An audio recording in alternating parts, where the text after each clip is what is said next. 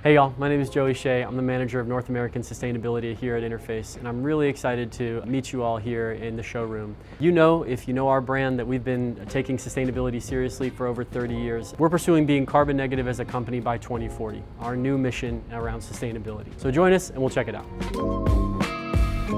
So we know as a company that if we're going to hit our goal of being a carbon negative enterprise by 2040, we need to drive with circularity the entire way, because we know that more recycled content is lower impact materials. We know that recycling and keeping product on the floor means that we have to make less new stuff, and that drives our carbon emissions down. So we're talking on this side of the display about how circularity and carbon are intertwined, and you can't pursue carbon negative or low carbon operations if you're not serious about everything to do with circular economy and circularity strategies.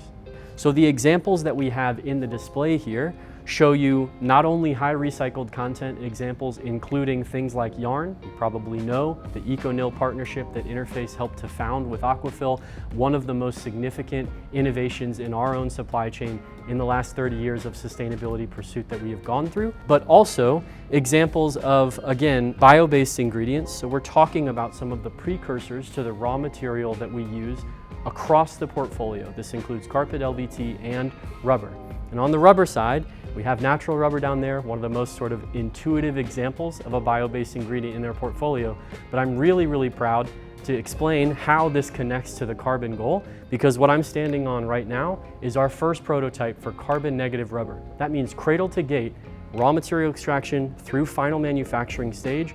More carbon is actually stored in the body of this material than is emitted in the entire supply chain. Building on the examples and the lessons that we learned from the carbon negative carpet tile launch, which started in 2020, and it's showing you that we're serious about pursuing this goal and this mission and this purpose across the portfolio of what we do. The other key element to circularity that we're excited to be able to share more here at the show and going forward is how longevity and performance and maintenance regimes all contribute to keeping product on the floor, living a longer, happier life, making our customers happier for longer, and by the way, reducing our overall demand to buy fresh stuff and replace it with. And then we close with, what else? The end of life, or the end of use. So you've heard from Interface for decades our commitment to product take-back and closing the loop with recycling.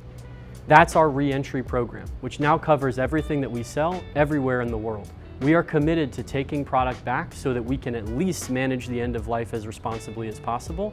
But in the case of carpet tile, it means we can actually take it back, chew it up, and make new product out of it. And so we will continue to talk about our responsibility to the end of use of our products and making sure that we are looping that material all the way back into the supply chain so that we can make new product out of what has been down on the floor, living a happy life.